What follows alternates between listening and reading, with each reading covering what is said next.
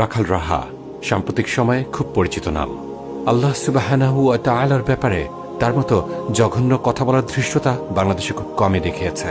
আজ সেই আলোচনাতে যাচ্ছি না, তবে আমরা কোনো কিছুই ভুলিনি, ভুলি না, ভুলব না ইনশাআল্লাহ। চলুন আজকের মূল আলোচনাতে যাওয়া যাক। রাখাল নিজেকে ব্যাপক বুদ্ধিজীবী মনে করে বিশ্ব সংসারে তার জ্ঞানের ভার বহন করতে সক্ষম এমন হয়তো খুব কমই আছে। গত 17 জুন রাখাল একটি পোস্ট করেছিল, আমরা পড়ে শোনাচ্ছি। জ্ঞান বিজ্ঞান পরিমাপের কিছু তথ্য, জ্ঞানীদের জন্য, মূর্খদের জন্য নয়। Notice the level of confidence, or in reality the level of arrogance of Rakhal. Yes, arrogance. And just bear with us, we have a surprise for you. চলুন পোস্টটা পড়ে শোনাই। মোট নোবেল পুরস্কারের প্রায় 65% পেয়েছে খ্রিস্টান ধর্মের অনুসারী, যারা পৃথিবীর মোট জনসংখ্যার প্রায় 29%। মোট নোবেল পুরস্কারের প্রায় 22% পেয়েছে ইহুদি ধর্মের অনুসারী, যারা পৃথিবীর মোট জনসংখ্যার প্রায় 0.2%। মোট নোবেল পুরস্কারের প্রায় 11% পেয়েছে নিধর্মী ও অবিশ্বাসী মানুষ, যারা পৃথিবীর মোট জনসংখ্যার প্রায় 14%। মোট নোবেল পুরস্কারের প্রায় 1% পেয়েছে বৌদ্ধ ধর্মের অনুসারী, যারা পৃথিবীর মোট জনসংখ্যার প্রায় 4%। মোট নোবেল পুরস্কারের প্রায় 0.8% পেয়েছে ইসলাম ধর্মের অনুসারী, যারা পৃথিবীর মোট জনসংখ্যার প্রায় 26%। মোট নোবেল পুরস্কারের প্রায় 0.7% পেয়েছে হিন্দু ধর্মের অনুসারী, যারা পৃথিবীর মোট জনসংখ্যার প্রায় 15%। এখানে রাখাল মোটা দাগে যা প্রমাণ করতে চেয়েছে তা হচ্ছে, দেখো মুসলিমরা কত অনগ্রসর। পৃথিবীর মোট জনসংখ্যার 26% হয়েও তারা নোবেল পেয়েছে মাত্র 0.8%।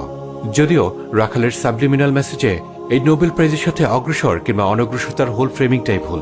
লক্ষ্য করুন, আমরা কিন্তু বলছি না দুর্বল, আমরা বলছি ভুল। কারণ নোবেল পাওয়া বা না পাওয়া কোনো জাতির আগানো বা পেছানোর মানদণ্ড নয়। শুধু তাই নয়, বরং নোবেল পুরস্কার হচ্ছে ওয়েস্টার্ন হেজেমনি, হোয়াইট সুপ্রিমেসি এবং ইম্পেরিয়ালিজমের soft power.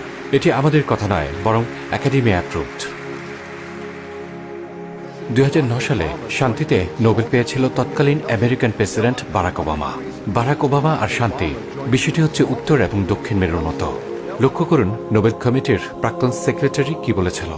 Nobel Secretary requests Obama Peace Prize. Gay Lundstedt told the AP News Agency that the committee hoped the award would strengthen Mr. Obama. Instead, the decision was made with criticism in the U.S. external. Many argued he had not had any impact worthy of the award. Even many of Obama's supporters believe that the prize was a mistake, he says. In that sense, the committee didn't achieve what it had hoped for.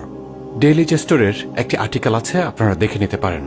Did Barack Obama deserve the Nobel Prize? আমরা একটি প্রমাণ দেখালাম মাত্র। আজকে আমরা এই আলোচনা আর লম্বা করব না, ফিরে যাই মূল কথায়। নোবেল পুরস্কার দিয়ে কোনো জাতির আগানো বা পেছানো মূল্যায়ন করার রাখালের এই ফ্রেমিংটাই ভুল। রাখাল এই ফ্রেমিং বেছে নিয়েছে, তার একমাত্র কারণ হচ্ছে এর দ্বারা সে ইসলাম এবং মুসলিম জনগোষ্ঠীকে ছোট করে দেখাতে পারবে। আমরা আপনাদের প্রমাণ দেখিয়েছি যে বারাক ওবামার নোবেল প্রাইজের ব্যাপারে ইভেন নোবেল কমিটির প্রাক্তন সেক্রেটারি পর্যন্ত আফসোস করেছিল। আচ্ছা, কেমন হয় বলুন তো, আমরা যদি রাখালকে দিয়েই রাখালের ইসলাম বিদ্বেষ প্রমাণ করে দিই? আমরা যদি নোবেল কমিটির সেক্রেটারির মতো নোবেল নিয়ে রাখালের আফসোসও প্রমাণ করে দিতে পারি, তাহলে কেমন হয়? চলুন দেখা যাক।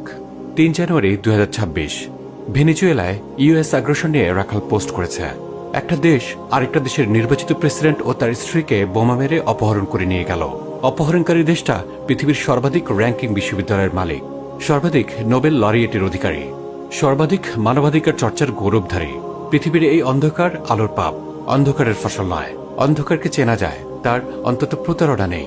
আলোর প্রতারণায় গোটা পৃথিবী আজ সর্বশান্ত হওয়ার দ্বার প্রান্তে। শুধু পুঁজির ধর্ম ব্যাখ্যা দিয়ে এই ব্যাখ্যা হবে না। যদি শিক্ষায় কি ভয়াবহ সর্বনাশ ঘটে আছে সেখানে তাকানো না যায়। রাখাল রাহা 3 জানুয়ারি 2026। ডিড রাখাল জাস্ট সে সর্বাধিক নোবেল লরিয়েটের অধিকারী? ডিড রাখাল জাস্ট সে পৃথিবীর এই অন্ধকার আলোর পাপ, অন্ধকারের ফসল নয়? সো রাখালের এই পোস্ট মতে সর্বাধিক নোবেল পাওয়া বা না পাওয়া কোনো জাতির আগানো বা পেছানোর মানদণ্ড নয়, বরং এই অন্ধকার আসলে আলোর পাপ। আমেরিকার এই জুলুম আসলে সর্বাধিক নোবেল লরিয়েটের তকমার পাপ। আর এর আগের পোস্ট মতে নোবেল হচ্ছে কোনো জাতির আগানো বা পেছানোর মানদণ্ড। বাট হুইচ ওয়ান রাখাল? Which one you then stand for? Keep aside your stupid arrogance. You are busted, Rakhal. You are busted. You are just another big fat Islamophobic liar.